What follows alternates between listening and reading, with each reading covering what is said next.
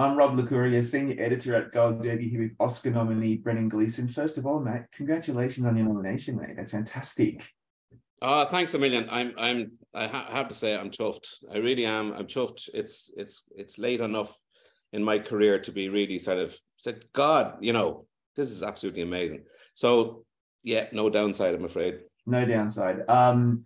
Yeah, people will be surprised. This is your first. By now, I think you should have racked up a whole bunch of them, but that's okay. Shit happens. Where were you when you found out? How did you find out on the morning of or the afternoon of, wherever you were? Well, I'm working on, Folie à Deux, the Joker. And so I had to sleep. I was getting called at 5 or 5:15 or 5:30 or whatever time that morning. So I basically got a phone call from Danica Smith telling me to get a tux. And I was overjoyed. Yeah, I really was.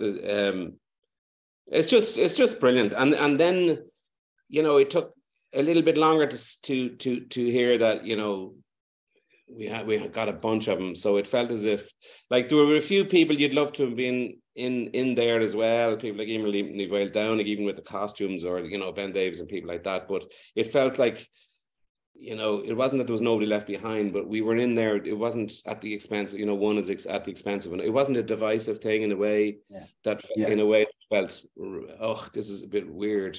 I know. No, it's good. I think the film did really well. I agree with you. There should have been a couple more, but that's okay. So let's talk about the film, because it's actually my number one film of 2022. So we've got plenty to talk about. First of all, for Colm, your character, there's this profound sense of longing and regret that bubbles under the surface with him. And, he gazes across the distance to what lies beyond the horizon. I love that. It's so poetic. But so what were the key emotional drivers for you when you wanted to tap into, that feeling for him authentically? Yeah, that's... it's complex because there are a number of driving things. Like, I understand the creative impulse to, Colin Farrell said something to me when I saw the ludicrous nature of the location for his house. Kem Beach, is impossibly beautiful. And Colin said, God, it's like, God, that's a challenge, isn't it, to be looking at that every day and feeling that you have something in place in it. And it was one of those little things that said, that's a really interesting part of that too. It's where you're amongst such beauty and you're kind of saying, what are you contributing? What have you managed to do in your life? I don't know, was it Shaw or somebody said about that the worst, at somebody's grave, that the worst thing, he left the world the same way as he found it. And Shaw said something, that's the worst sin that you can commit, is to leave the world the same way. Right. So this drive is very clear. Like, Martin's stuff is just, with this one, it was such a release because you have the kind of metaphor of the Civil War over there, but only there as a contextual thing. And then you have this sundering of something with a great degree of what apparently is cruelty. For me, the real key to it came when Martin said, what state of mind do you think he is in? I knew he was getting borderline suicidal and that he was fighting against it. And my whole kind of, how could you mutilate yourself? There are very different reasons, but he said, well, how was he before, at the beginning? And I was like, oh Jesus, like, he was there already.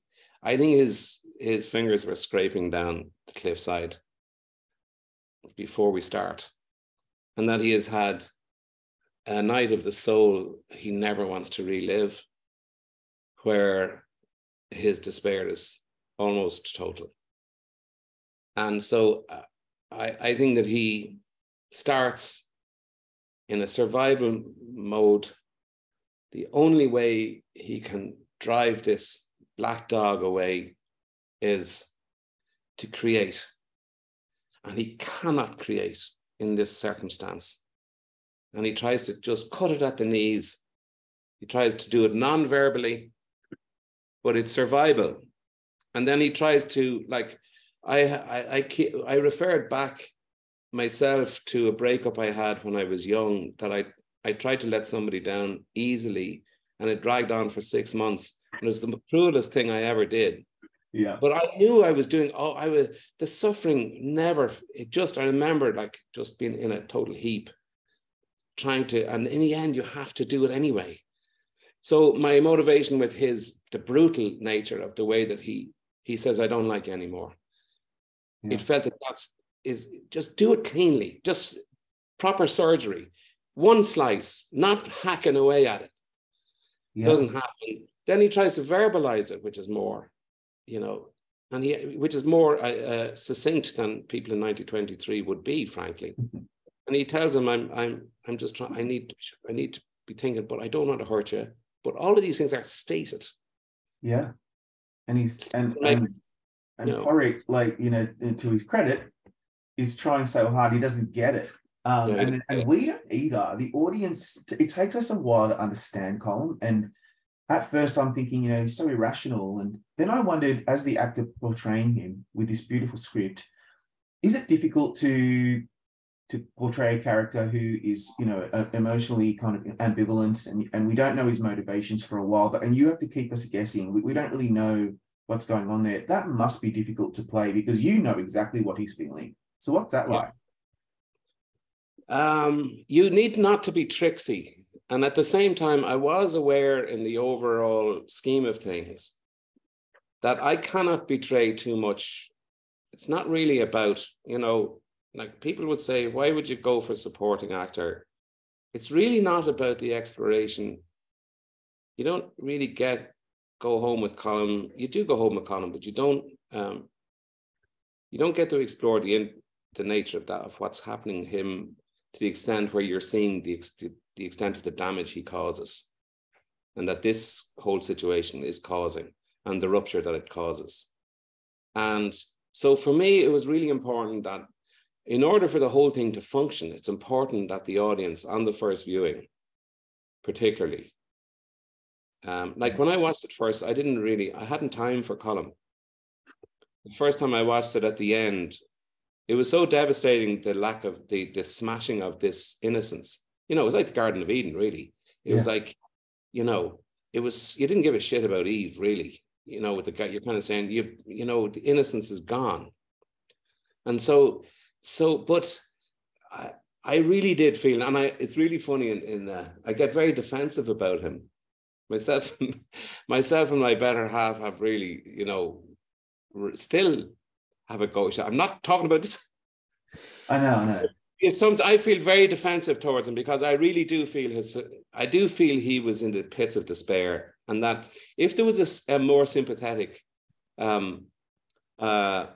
character in this situation, like for example, if a woman was in a marriage where her wings were being clipped by virtue of the fact that the man needed her so badly that she couldn't breathe, but he hadn't done anything wrong. I think I said to somebody just earlier, it's in the zeitgeist. It's amazing. Everything everywhere all at once stuck with a guy that's nice. You have the whole thing about the nice guy, that Eddie Redmayne is doing, and the good nurse and stuff. In the Fabelmans, they're talking the degree to which you must smash, that whole Judd Hirsch about, if you, the artist, you love your family, but you got to dump them.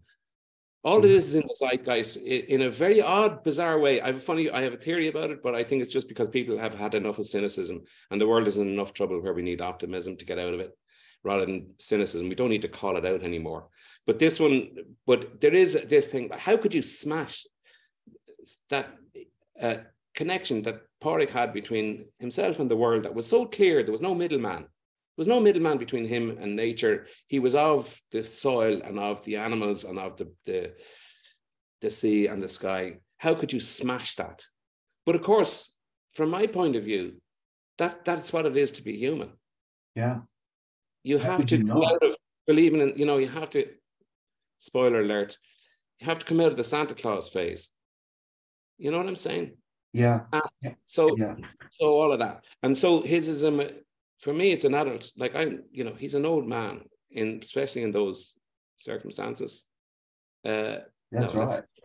Just an old man. He's very close to the end, and he's thinking, I have to break free. Like, Yeah. so that's where we are with. I will stick up for him. No, I actually stick up for him too, because even though like Colin's performance as Paruk is so beautiful and you feel That's for amazing. him, but with you, when I saw it the second time, I started to really lean into the despair. And a lot of people, of course, have been through that level of despair. And he wants to leave a legacy. He's like, I'm just a big waste. So when someone says, how could you do that to Paruk? How could you not? And so that's where I started going with the film as well. And I love that dichotomy. It's really totally. And the great thing is, like, you know, the beautiful thing about this whole project is myself and Colin are very kind of deep friends in a very bit weird way. We connected in a way that was kind of odd and in Bruges. And before that, even when we met in the Chelsea Hotel. And so to put us into a place where it had to be the breaking up of a similar kind of not like a kind of it's almost a codependent kind of thing that they had. Now we don't have that, but to put us in there, it meant like this is in terms of, it's a bit like the oddness of awards and all that. The idea that you would have competition between the two facets of humanity. Now you're asked, like, so the brilliant thing about Martin is that he's allowed both sides of those. I think he understands both sides of that. I think he gives full play to both sides of the situation, the dumper and the dumpee. And both of them are going through a kind of hell. And the dumpee has no agency. So you will always feel greater sympathy. Why you must do. They didn't enact this. They're not active in making it happen. But the guy or the person who's dumping their relationship is never going to get the same, but everybody knows what it is. It's another kind of hell. And especially if, like, he says he doesn't like him anymore, not strictly true. He obviously loves the guy. It's patently obvious as the thing evolves.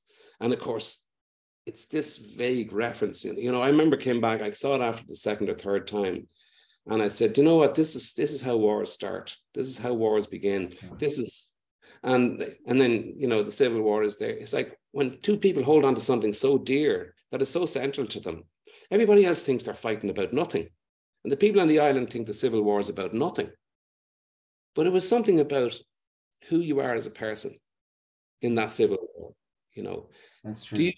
Do you say, no, I'm not really an Irish person. I vow I'll give sovereignty to I vow to serve the Queen. Or do you say, I can't. This is why we've been killing people. To get free of this, I'm not doing it. And they say, well, I'm doing it because we'll be able to get this peace. And then both of them are right.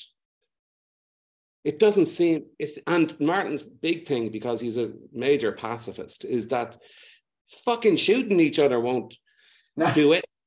It won't, and like, what the fuck? But it took us 100 years to sit down properly together again and start chatting about it politically. And in this thing, I do think there's a sliver of hope at the end. I think Colin has come to realize, you know, it took the fucking donkey, excuse my language, but like, that's true. But it did bring him to a realization that the mayhem he was causing, maybe there's no future in it. Yeah. But he still hums the tune at the end. Right? Yeah. And watching Pádraig's descent into coldness, the embrace of callousness, I mean, it's devastating. Yeah, and it really is. It is. It's the fall of man. It is. It's so profound, this film. I mean, Martin McDonagh films, they often come with a dark view of the world. He's got a vicious sense of humor. Ultimately, though, there's this compelling humanity that I just crave. Every time there's a Martin McDonagh film coming up, I just know what I'm going to get. What do you most value about working with him? That's all of that, Rob. You're absolutely on the money. I mean, that's honestly, I mean, you're on the inside seam with regard to what I love about what he does. And then he makes you laugh your ass off. Yeah. Like, because that's part of the truth of it. That's what Beckett knew. Beckett knew that the pointlessness of all this, as he saw it, was hilarious. It's hilarious. It is. Like, the way we go about what we do, I mean, that of itself is embracing humanity in a way that's full of such love. I mean, the idiocy of like the way people the laughs in that thing are just so, you know, one of my favorite images, and it was actually a publicity shot. It was one of the stills from the movie of In Bruges, was me holding the gun up against Colin's head. He's got his gun up to his temple, and I'm pointing the gun at it more or less. I can't remember the line, but it was like basically drop it. Like the lunacy of that. I love that scene. It's just genius. It's just genius. Like it's just amazing. And I just, and I think, to be honest with you, I think this film particularly, he delved into an emotional kind of truth within himself that I think this is kind of fresh in a way. I think he went from a kind of a personal experience and took, you know, like went into his own heart in a way that's like sometimes I like you're looking at his stuff, and I wanted to get digging at Colin Farrell's character in Seven Psychopaths more. I wanted to dig away at it. I was really enjoying the movie and all the madness and the craziness and the loveliness of it, but I really wanted to get more. And I think in this, Martin, particularly in this, you know, Bruges was two sides of his brain. I think it's two sides of his heart here in a way. That's kind of. I mean, I think it's like, as a writer director, it's fresh feels in a way that, you know, where he's bringing his art. This is seriously good stuff, I think. Yeah, it's such a perfect companion piece to In Bruges, which is, God, I love that movie, and now this as well. So I've another couple of questions before I let you go. You just wrapped on Joker 2. Yeah. Have you had a really, really good time? I know you can't really talk about it, but I mean, everyone's I don't tell you that, you know, I mean, what I'll tell you is that, yes, I have had a really brilliant time. I could have done without all the kind of, it was like weird. There was a kind of a split screen going on because there are two families that I really want to be with when I'm, you know, I don't want to be called away to anything. And both, it was, I found it, I was absolutely banjaxed by the time I finished Joker, which is only a week ago, with the split screen thing. Just every off when you need to, you know, there's ebb and flow, and when you need to, I think Daniel Day-Lewis said you can't get the flow without the ebb. I was getting no ebb every time. Like you'd come back from Joker's great. Every night was great. I could just go to bed, do my thing. Then the weekend there'd be, oh, by the way, yeah, there's something going on with Banshees or something like that. And you go to Banshees and you want to give as much as you can, because I really do feel so proud of this thing. Yeah. So it's odd, but Joker was working with, like, Joaquin's performance, and that film that facilitated and kind of elevated that performance is one of the best things I've ever experienced in a cinema. It's like, I absolutely, I can't tell you. So when I got the call, it was just, wow. And I went, and it's because of the nature of it. There's so many things allowed for it in terms of just taking various different paths. I was thrilled to be a part of it, and it grew the longer we went on. The more I became a part of that family, the more deeply I appreciated being there. So. Yeah, no, I'm relieved it's over because of the split screen thing, but kind of devastated. I won't be going back. It's a fantastic creative environment that Todd sets up, and with Joaquin particularly, and then everybody who comes there, you know, they're all there for the same reason. It's all to elevate. Yeah. So it's a little. Yeah, it was one of the great, really, really good ones. I mean, I'm at the stage now where I'm picking and choosing what I'm doing. I'm not going to try and make a silk purse out of a sow's ear or any of that stuff anymore. I tried, and sometimes it ends up being what you saw in the script in the first place. Bloody hell, I should. But there's so much you can do, man. You keep thinking, you know, but it's been a fantastic experience. I'm really excited to see it. There you go. Well, congratulations again, and thank you so much for your time today. Cheers. Take care, Rob.